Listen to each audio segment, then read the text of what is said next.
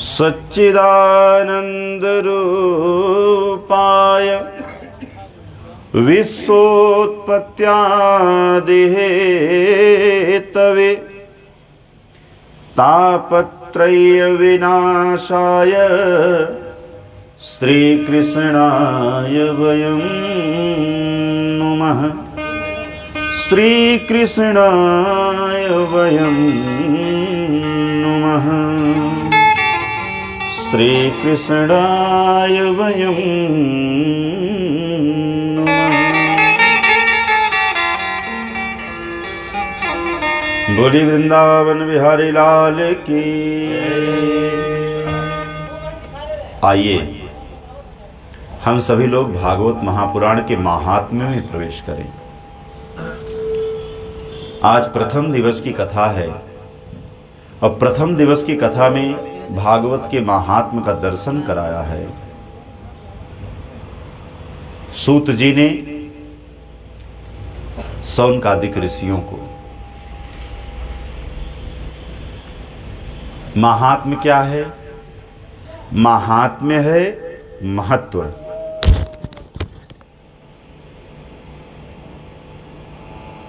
जैसे एक मकान होता है तो मकान बहुत ऊंचा होता है, तो मकान की ऊंचाई देख करके हमको अच्छा लगने लगता है कि वाह, किस कारीगर ने बनाया है जो इतनी ऊंची बिल्डिंग है, इतना ऊंचा महल है, इतना ऊंचा भवन है। लेकिन मकान को इतनी ऊंचाई पर वही पहुंचा सकता है, वही मिस्त्री पहुंचा सकता है जिसको मकान की गहराई का ज्ञान हो। क्योंकि जो मिस्त्री किसी मकान की नींव नहीं बना सकता है वो मकान नहीं बना सकता। नींव जो है वो गहराई है।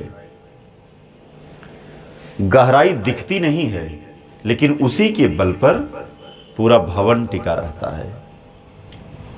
महात्म्य जो है ये भागवत की गहराई है। अब प्रायः जो नींव होती है ना, नींव बड़ी दिखने में अस्त व्यस्त होती है शुरू शुरू में, लेकिन जब बटोर करके उसको चारों तरफ से बांध दिया जाता है तो फिर उसके ऊपर मकान बनाना सहज हो जाता है। भागवत महापुराण की 7 दिन की कथा जो हम सुनते हैं वो महात्म्य पर निर्भर है। जिसके समझ में महात्म्य आ गया उसकी समझ में भागवत की कथा आसान हो जाती है, और जो महात्म्य नहीं जान पाता कथा फिर इस कान से आएगी उस कान से निकल जाएगी। आपके बगल से भगवान निकल जाएं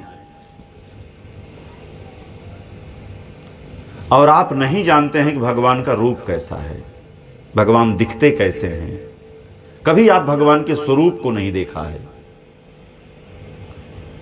और बगल से निकल जाएं तो आप जान नहीं पाएंगे कि भगवान चले गए। लेकिन जब भगवान के विषय में जानेंगे कि भगवान ऐसे हैं, उनकी आंखें ऐसी हैं, उनके सिर पर मोर मुकुट है, वो पीतांबर धारण करते हैं, अधरों पर उनकी मुस्कान है, वो दया के सिंधु हैं, करुणा के सागर हैं। जब उनके विषय में आप जानेंगे ना तो बगल से जब भगवान गुजरेंगे ना तो जान जाएंगे कि जिनकी महिमा को मैंने सुना है यह वही जा रहे हैं। तब फिर भगवान के प्रति अनुराग उमड़ जाता है। उसी प्रकार से भागवत की कथा का महात्म्य जो भली भांति समझ लेता है तो भागवत की कथा के प्रति उसके भीतर में से अनुराग उमड़ जाता है। तो इसलिए महात्म्य बहुत आवश्यक है। कहा जाता है कि श्रीमद् भागवत कथा, श्रीमद् भागवत कथा क्या है? 7 दिन की कथा है, और आप जोड़ेंगे श्री मद भागवत जोड़ेंगे तो 7 ही अक्षर आएगा। भागवत की कथा के पांडाल में पहुंच पाना कितना कठिन है और भागवत की कथा के मंच पर पहुंच पाना कितना कठिन है और भागवत के व्यासपीठ पर विराजमान होना कितना कठिन है, यह श्रीमद् भागवत बताता है। कैसे? श्री कहते हैं संपन्नता को, श्री कहते हैं श्रेष्ठता को, श्री कहते हैं सुंदरता को, श्री कहते हैं द्रव्य को, श्री कहते हैं माता लक्ष्मी को, श्री कहते हैं पत्नी को। और देखा जाए तो संपूर्ण सृष्टि ही श्री है। आपके पिताजी का क्या नाम है? तो सबसे पहले श्री लगाएंगे। मेरे पिताजी का नाम श्री मान फला है। मेरी माताजी का क्या नाम है? तो माताजी का भी नाम अगर लेंगे तो कहेंगे कि मेरी माताजी का नाम श्री मती फला है, लेकिन श्री शब्द का संबोधन करेंगे। आपके बड़े भाई का नाम क्या है? तो मेरे बड़े भाई का नाम श्री फला है। और कभी कभी तो हम लोगों को स्कूल में बताया जाता था कि अगर कोई आदमी पूछे कि आपके पिताजी का क्या नाम है, तो आपको ये बताना चाहिए कि श्रीमान जी मेरे पिताजी का नाम श्री फला है। यानी उसको भी अगर आप उसको भी संबोधित कर रहे हैं तो श्री शब्द उसके भी सामने लगाएं। और श्री आदि शक्ति भी है। श्रीवान कहते हैं जिसके जीवन में बहुत सारे यश की प्राप्ति हो गई हो, जो प्रतिष्ठा का धन कमाया हो, वो श्रीवान हो गया। और जिसने अपने जीवन में सम्मान कमाया हो, वो श्रीमान हो गया। श्रीमान और श्रीवान दोनों में अंतर है, लेकिन श्री लगा। पत्नी के भी नाम के आगे श्री शब्द का संबोधन करते हैं। मेरी पत्नी का नाम श्रीमती फला है, मेरी माताजी का नाम श्रीमती फला है। यानी इसका क्या अर्थ होगा? मति माने होता है बुद्धि और श्री माने लक्ष्मी, यानी जिसकी बुद्धि माता लक्ष्मी के समान हो ऐसी हैं हमारी पत्नी। जिसकी बुद्धि माता लक्ष्मी के समान हो ऐसे हैं हमारी माताजी, ऐसी हैं हमारी बहन जी। और श्रीमान यानी जो सम्मान की योग्य है, ऐसे हैं हमारे पिताजी। तो सम्मान सूचक शब्द भी है, शक्ति सूचक शब्द भी है श्री। इस प्रकार से श्री की बड़ी बृहद व्याख्या है। लेकिन देखा जाए तो संपूर्ण संसार श्री में समाहित है और हर आदमी के भीतर श्री का ही मद है। मद माने अभिमान। हर आदमी के भीतर श्री का ही मद है। मेरे पिताजी को आप नहीं जानते? अरे वो बहुत बड़े अधिकारी हैं, तुमने नहीं जाना? अरे उनको नहीं जानते? तो समझ लो किसी को नहीं जानते। ये क्या है? ये अभिमान है। आप अपने श्री पर अभिमान कर रहे हैं। अथवा मेरे भाई को नहीं जानते? इतने बड़े नेता आप नहीं जानते उनको? नहीं, तो कुछ नहीं जानते। ये क्या है? अभिमान है। मेरी पत्नी को नहीं जानते? कितनी अच्छी है, उससे ज्यादा पढ़ा लिखा कोई नहीं है, उससे ज्यादा सुंदर हमारे गांव में कोई नहीं है। ये क्या है? ये अभिमान है। मेरी माताजी को नहीं जानते? मेरी माताजी कितनी कुशल गृहिणी है। ये क्या है? आप अपने श्री पर अभिमान कर रहे हैं। और श्री माने विद्या भी हो, विद्या सूचक भी है श्री। यानी अपने पढ़ाई लिखाई पर अभिमान करना, अपने ज्ञान पर अभिमान करना, अपने परिवार पर अभिमान करना, अपनी प्रतिष्ठा पर अभिमान करना, अपने पद पर अभिमान करना, अपने ज्ञान पर अभिमान करना, अपने धन पर अभिमान करना, यह सब गलत बात है। भगवान करें इन सारी चीजों की प्राप्ति प्रत्येक व्यक्ति को मिले, लेकिन भगवान कतई ना करें कि अभिमान भी इनका मिले, क्योंकि यह बहुत गलत है। तो भागवत महापुराण के इस कथा के मंच पर वहां, यहां अथवा यहां आने में हर प्रकार के अभिमान का त्याग कर देना चाहिए, चाहे जो भी हो, हर एक प्रकार के अभिमान का त्याग कर देना चाहिए। श्रीमद, जब हमारे भीतर के अहंकार का विनाश हो जाएगा अथवा हमारे भीतर का अभिमान जब गल जाएगा, तब भागवत हमारे जीवन में उतर पाएगा अथवा नहीं उतर पाएगा। ऐसे हजारों कथा कहते रहेंगे और हजारों कथा लोग सुनते रहेंगे, उतर नहीं पाएगा।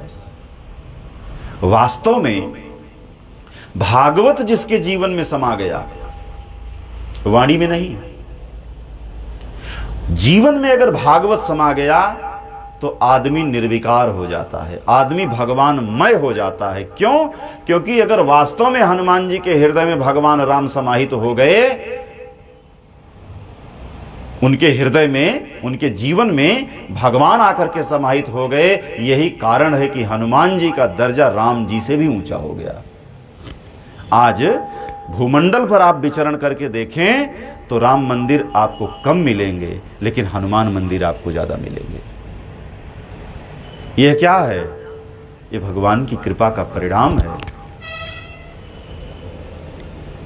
भागवत स्वयं में भगवान श्री कृष्ण का विग्रह है।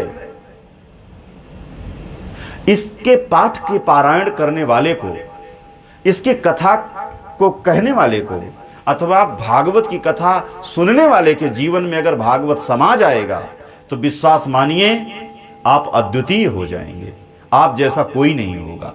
क्यों? क्योंकि आपके भीतर तो स्वयं भगवान प्रवेश कर गए। और भगवान का प्रवेश तो हमारे जीवन में हो सकता है, लेकिन एक सूत्र है। कैसा? भगवान ने कहा कि निर्मल मन जन सो मोहि पावा, मोहि कपट छल छिद्र न भावा। जिसका मन निर्मल नहीं है, जिसके जीवन में छल है, कपट है, द्वेष है, दुराव है, वो मुझे नहीं प्राप्त कर सकता। वो संसार प्राप्त कर लेगा छल कपट के बल पर, लेकिन मुझे नहीं प्राप्त कर सकता। और आज यहां भी यही बात आती है कि जब तक अभिमान गलेगा नहीं, तब तक भागवत की कथा हमको प्राप्त नहीं हो सकती।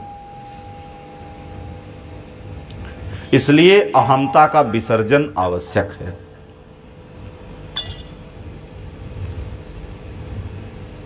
और जब यह स्थिति आ जाएगी ना, तो निज प्रभु मैं देखा ही जगत के ही सन करहि विरोध।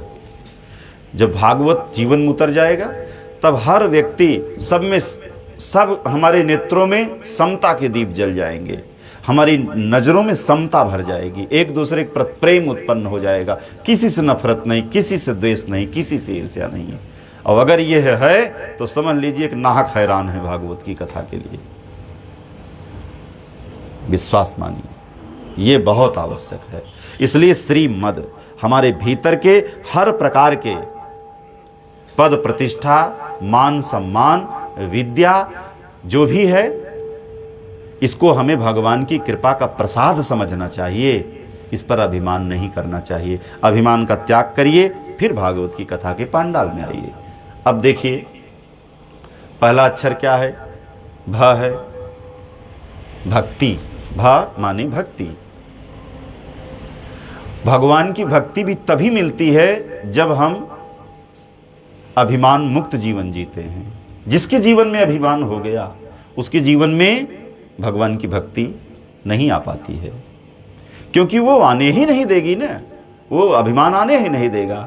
और एक चीज और है, बुखार हो, पेचिस पड़े, बदन दर्द हो, या जो भी शरीर में रोग हो, उस रोग का, जितने भी शरीर में रोग हैं, उस रोग का एहसास उस रोगी को होता है, बाकी दूसरे को नहीं होता है। भाई आपको क्या तकलीफ है, क्या रोग है, आप जानते हैं ना, लेकिन देखने वाले लोग आपको सोचेंगे कि आपको कुछ नहीं हुआ है, आप बहुत अच्छे हैं। तो संसार में जितने भी रोग हैं, हर रोग का एहसास उस रोगी को होता है, लेकिन देखने वाले को नहीं होता है। लेकिन अभिमान का रोग एक ऐसा रोग है कि जिसका एहसास रोगी को नहीं होता, बाकी सबको होता है। जो भी देखेगा उसको लगेगा कि हाँ ये बहुत अभिमानी आदमी जा रहा है, लेकिन उसको नहीं लगेगा कि मुझे अभिमान का रोग लग गया है। तो भगवान की भक्ति तभी प्राप्त होती है जब हम अभिमान मुक्त जीवन जीते हैं।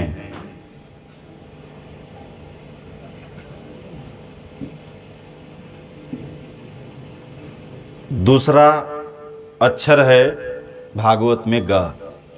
ग माने ज्ञान।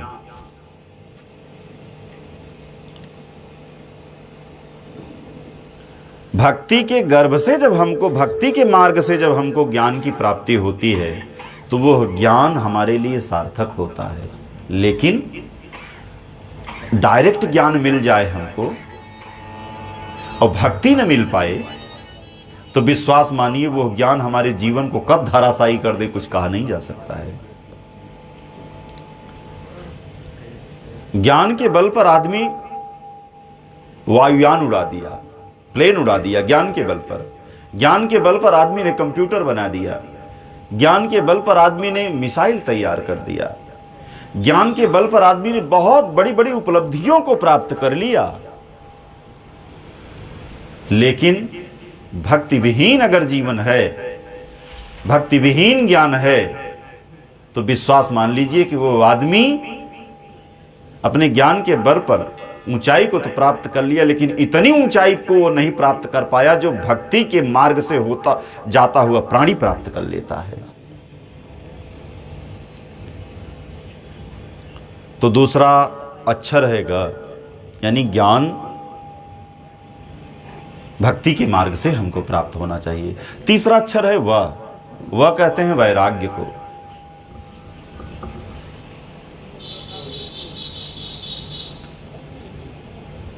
यानी हमारे जीवन में वैराग्य आना चाहिए भागवत की कथा को सुनने के प्रति।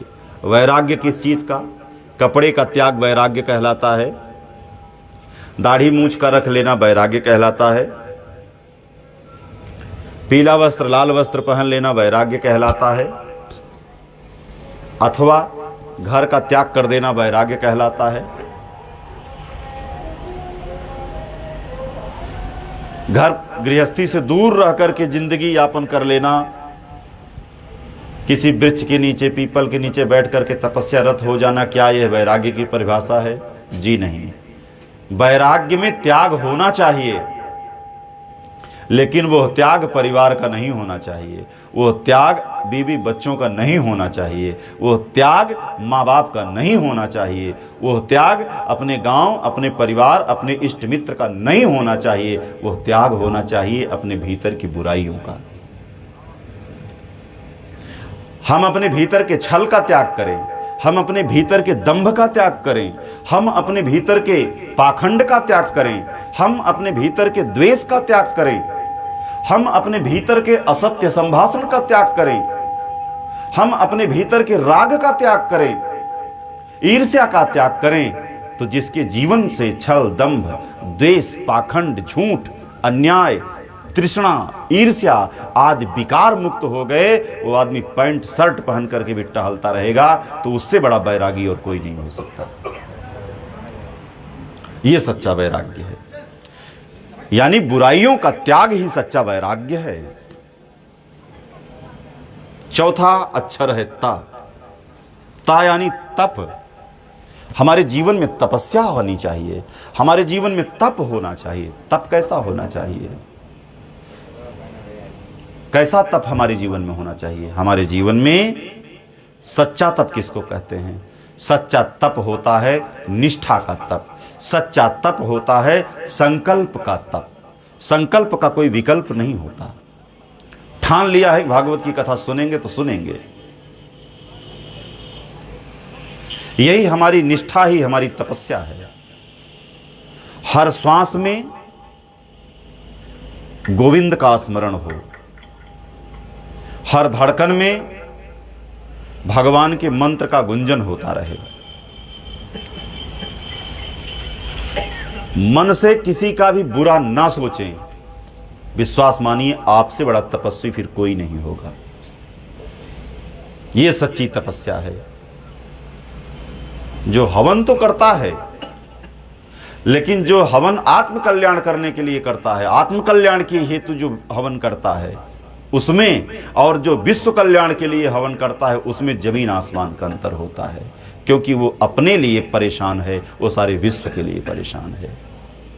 जो सारे विश्व के लिए परेशान है वो सच्चा तपस्वी है, जिसके जीवन में सेवा ही परमो धर्मः आ गया, दूसरे की सेवा ही जिसके जीवन का परम धर्म हो गया, जिसने मान लिया, वास्तव में वो सच्चा तपस्वी है। तो श्रीमद् भागवत कथा का यह तात्विक अर्थ है। अथवा दूसरे अर्थों में देखें, भागवत में 4 अक्षर है, भ ग व और ता। ये क्या है? भा भासयते ज्ञानम, जो ज्ञान का समुचित बोध करा दे उसका नाम भागवत है। अगतिर जासु अलौकिकी, जो लौकिक जीवन में रहते हुए हम सबको उस अलौकिक ब्रह्म चेतना के शिखर पर ले जाकर के हमको पहुंचा दे, वो भागवत है। लौकिक जीवन माता पार्वती का था, अलौकिक जीवन भगवान शंकर का था। लेकिन प्रायः लोग कहते हैं भगवान कहाँ हैं, कैसे हैं, मैंने नहीं देखा। अरे मर जाने के बाद सबको उसी शमशान घाट में जाना है, उसी 4 कंधे पर, इसके अलावा भला और क्या हो सकता है, वही उतना कफन मिल जाएगा, ये हो जाएगा। बहुत लोग ऐसी दलीलें अनावश्यक देते हैं, और यही छोटी सी दलील दे करके आपके भीतर के बहुत बड़े से बड़े ज्ञान को, अथवा वेद पुराण में जो भी ज्ञान लिखा गया है, सबको लात मार देते हैं, किनारे कर देते हैं। मेरी बात सही है? यह सही नहीं है। ये तो सत्य है कि सबको वहीं जाना है। तो जिसको भगवान ने पैदा किया है तो उसके भोजन का प्रबंध भगवान करते हैं, ये सत्य है। तो आदमी क्या करे? कर्म करना बंद कर दे? कर्म करना चाहिए।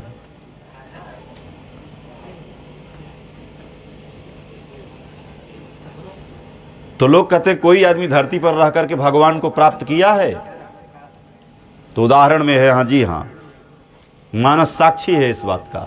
माता पार्वती का जन्म हुआ है इसी धरती पर। वो लौकिक, उनका लौकिक जीवन है। हमारी तरह उन्होंने देह धारण किया है, लेकिन विवाह किसके साथ में हुआ? अलौकिक शंकर के साथ में हुआ, जिसका कोई अता पता नहीं। वो भगवान हैं, शंकर भगवान हैं, लेकिन माता गौरी हिमांचल पुत्री थी। लेकिन जब उनकी साधना इतनी प्रचंड हुई तो स्वर्ग में रहने वाला वो भगवान भी विवश हो गया और माता गौरी को स्वीकार किया। और परिणाम क्या निकला? उस लौकिक जीवन में, लौकिक जगत में रहने वाली वो माता गौरी आगे हो गई और पारलौकिक जगत में रहने वाले वो शंकर पीछे हो गए। गौरी आगे, शंकर पीछे, गौरी शंकर। ये क्या है? गतिर्जास अलौकिकी। जो इस धरती पर रहते हुए हम सब मानवों को भगवान के धाम तक ले जाकर के पहुंचा देता है, जो अलौकिक है, उसका नाम है भागवत। ये दूसरे अक्षर की व्याख्या है। तीसरा अक्षर है वह क्या है? वरिष्ठ सर्वशास्त्राणाम, जो समस्त शास्त्रों में श्रेष्ठ है। जो समस्त शास्त्रों में श्रेष्ठ है उसका नाम है भागवत। वरिष्ठ यानी जो ऊंचा हो। 18 पुराण में भागवत महापुराण सर्वश्रेष्ठ पुराण माना जाता है, इसलिए इसको कहते हैं वरिष्ठ सर्वशास्त्राणाम।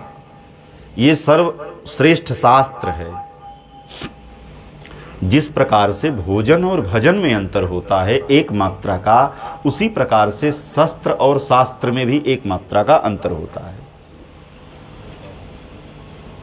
शस्त्र क्या करता है? शस्त्र किसी को मार देता है।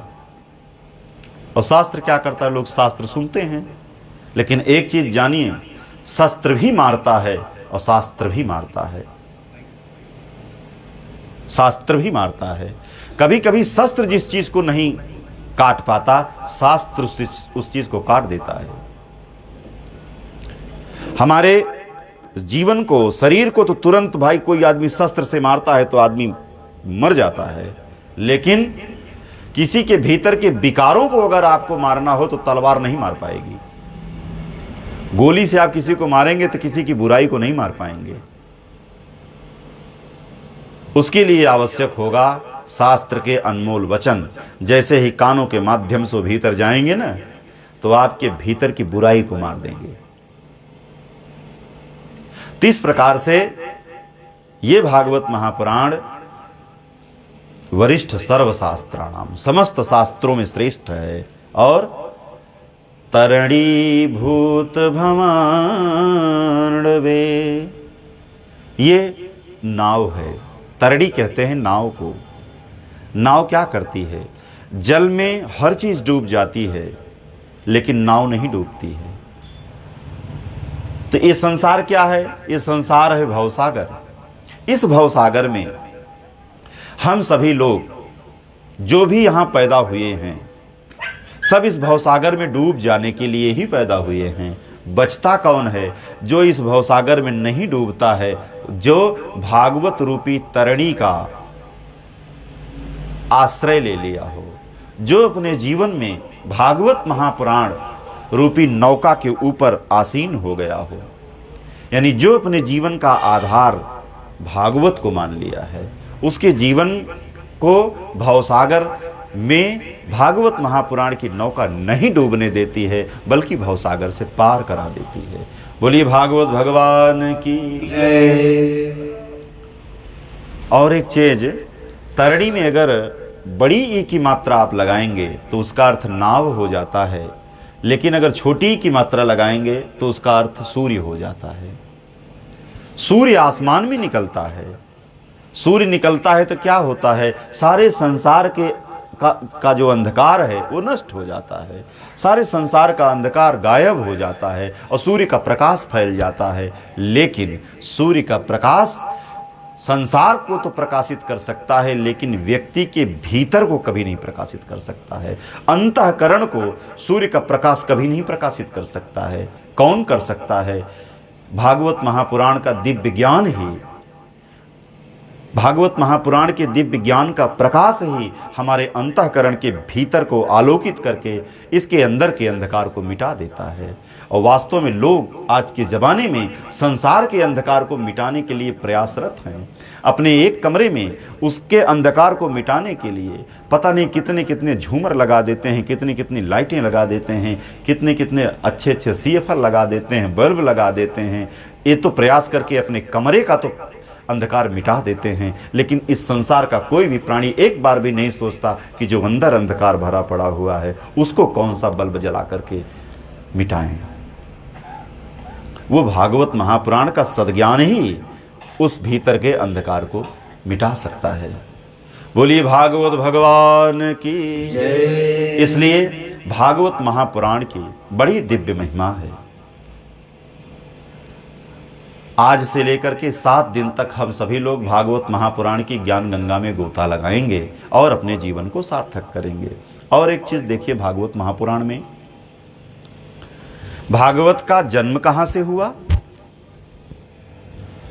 भागवत का जन्म भगवान के मुख से हुआ है। और भागवत को ज्ञान गंगा कहते हैं। और गंगा का जन्म कहां से हुआ है?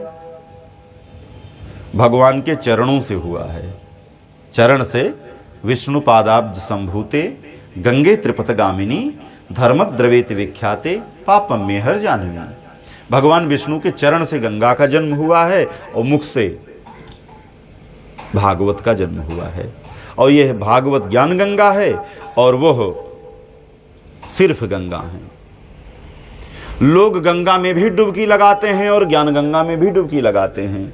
गंगा में डुबकी लगाने से आपके शरीर की गंदगी साफ होती है और ज्ञान गंगा में डुबकी लगाने से आपके मन की गंदगी साफ होती है।